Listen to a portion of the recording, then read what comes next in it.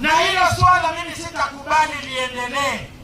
Na nataka niwaambie wale wote ambao wanapata hayo matatizo, mimi niko tayari kurudia yale niliyokuwa nikiyafanya nikiwa mbunge wa Malindi, ili kuwalinda watu wangu wa Malindi wakaweze kuishi bila hofu.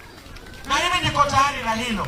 Hapa tayari hapa kuna ardhi ambazo wenyewe wanaziuza. Hii eneo hili lote limekosa maendeleo kwa sababu kila eneo kuta una mahali hamwenye.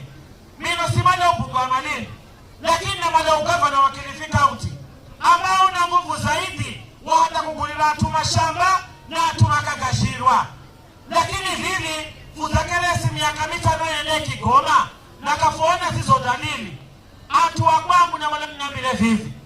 Mimi Juma ni wenu, naishimu Malindi na gogomba godaka hene wakati mimi ni mbunge kavi moja kuima nikaanza kutangaza kile mtu hadi makubwa za ushuhuda kunihusuli ni Juma.